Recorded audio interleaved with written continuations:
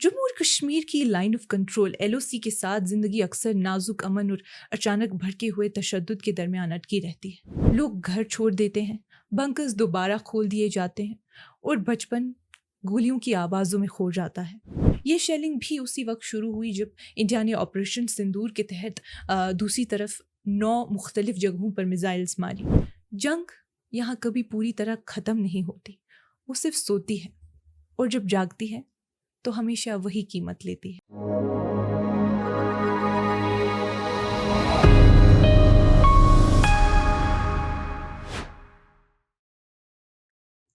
یہ کشمیر رپورٹ ہے۔ آپ سب کا خوش آمدید۔ میں ہوں آپ کی میزبان امیمہ ریشی۔ حالات حاضرہ پر مبنی اس تفصیلی رپورٹ کے تسلسل میں آج بات ہوگی ہندوستان اور پاکستان کے درمیان بڑھتی کشیدگی سے سرحدی علاقوں میں پیدا شدہ صورتحال کے حوالے سے۔ جموں اور کشمیر کی لائن آف کنٹرول LOC کے ساتھ زندگی اکثر نازک امن اور اچانک بھڑکے ہوئے تشدد کے درمیان اٹکی رہتی ہے۔ جب بھی ہندوستان اور پاکستان کے درمیان ٹینشنز بڑھتی ہے، سرحدی آبادی خود کو سب سے آگے کے مورچے پر پاتی ہے۔ یہ ان کا چناو نہیں بلکہ اس کنفلکٹ کی جغرافی کی مجبوری ہے، اور جب بھی تعلقات میں درار آتی ہے وہ سلسلہ دوبارہ سے شروع ہو جاتا ہے۔ لوگ گھر چھوڑ دیتے ہیں، بنکرز دوبارہ کھول دیے جاتے ہیں اور بچپن گولیوں کی آوازوں میں کھو جاتا ہے۔ تشدد کی تازہ لہر اس وقت اٹھی جب پہلگام کے سب ذروں میں 26 سیاحوں کا قتل کیا گیا۔ اس کے ساتھ کچھ سیز فائر اگریمنٹس بھی ٹوٹ گئیں۔ نومبر 2003 کے بعد جب بارڈر علاقوں میں امن واپس آیا تھا تو لائن آف کنٹرول کے پاس رہنے والے لوگوں کی زندگی پھر سے کچھ نارمل ہونے لگی تھی۔ حالات 2019 کے بعد پھر سے ٹینس ہوئے، لیکن دونوں فوجوں نے 25 فروری 2021 کو ایک اور سیز فائر پلان پر راضی ہو کر امن کا راستہ اختیار کیا۔ ان امن کوششوں کی وجہ سے لوگوں کی زندگی بہتر ہونے لگی، ٹورزم بھی واپس آیا اور لوگ اپنی زندگی بہتر طریقے سے گزارنے لگے۔ یہ سیز فائر اس وقت بھی برقرار رہا جب اوری سرجیکل اسٹرائک اور 2019 میں بالا کوٹ اٹیک ہوا۔ یہاں کے کنفلکٹ کا جغرافی تھوڑا یونیک ہے۔ جموں اور کشمیر 3 ملٹری باؤنڈریز سے گھرا ہے۔ ساؤتھ میں انٹرنیشنل بارڈر، بیچ میں LOC اور ایسٹ میں لائن آف ایکچوئل کنٹرول۔ ہر ایک کی اپنی ٹینشنز ہیں، اپنے وائلنس اور پیس کے دور، مگر LOC کے پاس رہنے والوں کے لیے یہ دور زیادہ خونی ہوتے ہیں۔ اسی تسلسل میں زیادہ نقصان جموں اور کشمیر کے عام لوگوں کو ہوا ہے جب پاکستانی فوج نے جموں کے پونچھ اور نارتھ کشمیر کے اوری اور کرنا علاقوں پر شیلنگ کی۔ پونچھ میں کم از کم 12 لوگوں کے مرنے اور 50 سے زیادہ کے زخمی ہونے کی رپورٹس ہیں۔ اوری اور کرنا میں زیادہ پراپرٹی کا نقصان ہوا ہے۔ کچھ لوگ ابھی بھی مائیگریشن کی تیاری میں ہیں یا پھر پہلے ہی دوسری جگہ شفٹ ہو چکے ہیں۔ پونچھ کی لا میکر اعجاز احمد جان نے ہمیں بتایا کہ لگ بھگ 65% یعنی 65% آبادی شہر چھوڑ چکی ہے۔ انہوں نے بتایا کہ کرائسس صبح تقریباً 3 بجے شروع ہوا جب پاکستانی آرٹلری نے ہر طرف سے شیلنگ کرنی شروع کی۔ سب سے پہلے بالا کوٹ کو نشانہ بنایا گیا، پھر سلوتری، اس کے بعد کھاڑی ماڑا اور کنکوٹ، اور پھر آخر میں شہر کو۔ مین ٹاؤن میں کئی جگہیں شیلنگ کا نشانہ بنی ہیں، خاص طور پر میڈیم رینج آرٹلری شیل سے۔ District hospitals, bus stand, forest office اور دوسری امپورٹنٹ جگہوں کے پاس بھی شیلنگ ہوئی ہے۔ ایک فیملی جموں جا رہی تھی جب رستے میں ان کی گاڑی پر شیل گرا جس میں 2 لوگوں اور ایک چھوٹے بچے کی جان چلی گئی۔ ڈاک بنگلو کے پاس بھی ایک گھر پر شیل گرا جہاں 2 بچے مر گئے۔ شیلز شاید شہر کے اندر موجود آرمی پوائنٹس کو نشانہ بنانے کے لیے چلائے گئے تھے، لیکن وہ عام لوگوں کے گھروں پر گرے اور ان میں آگ لگ گئی۔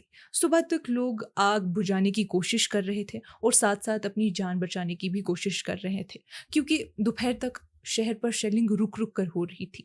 انہوں نے یہ بھی کہا کہ ایڈمنسٹریشن اس وقت حالات سنبھالنے میں مصروف ہے، اس لیے یہ کہنا ابھی مشکل ہے کہ اس تاریخی شہر میں کتنا نقصان ہوا ہے۔ بنپت ایریا میں جہاں کئی کمزور گھروں کو شیلنگ نے نقصان پہنچایا، لوگوں کو عارضی طور پر ایک لوکل اسکول میں شفٹ کیا گیا۔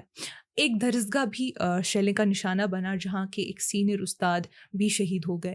نارتھ کشمیر کے دور دراز علاقے کرنا ٹنگڈار کی صورتحال بھی کافی سیریس ہے۔ حالانکہ اب تک صرف پراپرٹی کا نقصان ہوا ہے، پر کچھ لوگوں نے بھی اپنی جان مشکل سے بچائی ہے۔ کرنا کے MLA جاوید احمد میچال نے ہمیں بتایا کہ لگ بھگ 4 گھنٹے تک شیلنگ رکی نہیں۔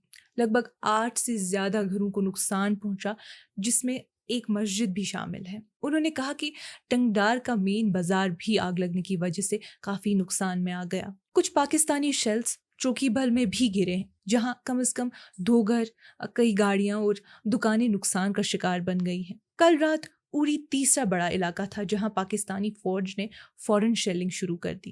یہ شیلنگ بھی اسی وقت شروع ہوئی جب انڈیا نے آپریشن سندور کے تحت دوسری طرف 9 مختلف جگہوں پر میزائلز ماری۔ ایک رہائشی نے بتایا کہ شیلز کمال کوٹ بیلٹ، سلام آباد، کلگی، پرنتھینا اور لگاما میں گرے۔ کئی شیلز ایسے بھی تھے جو سنسان جگہوں پر گرے۔ انہوں نے بتایا کہ کم از کم 2 گھر مکمل طور پر تباہ ہو گئے اور کئی اور پراپرٹیز کو بھی نقصان پہنچا۔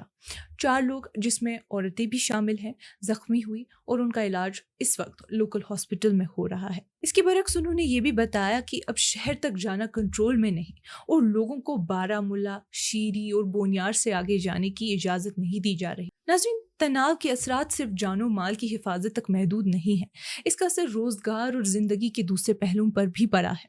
ایک رہائشی نے ہمیں بتایا کہ پہلے اوری میں ٹورزم ایک امید بڑا سلسلہ تھا، لیکن اب وہ بالکل رک گیا ہے۔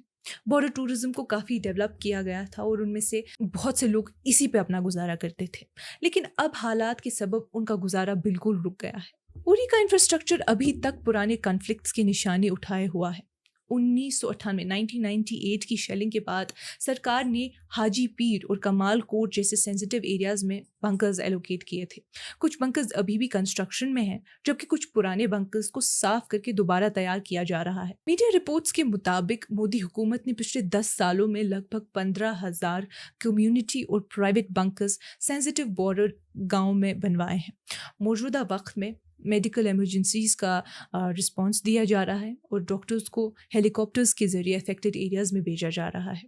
ناظرین، ان سرحدی علاقوں کے لوگ جیت ہار نہیں چاہتے، وہ صرف سٹیبلٹی چاہتے ہیں۔ ایسی زندگی جہاں بچے بے خوف اسکول جا سکیں، باغبان باغوں میں چین سے کام کر سکیں اور عام انسان اپنی زندگی سیدھے سے گزر بسر کر سکے۔ جنگ یہاں کبھی پوری طرح ختم نہیں ہوتی، وہ صرف سوتی ہے اور جب جاگتی ہے تو ہمیشہ وہی قیمت لیتی ہے۔ ناظرین، آج کی اس کشمیر رپورٹ میں اتنا ہی۔ باقی معلومات کے لیے بنے رہیے کشمیر لائیو کے ساتھ۔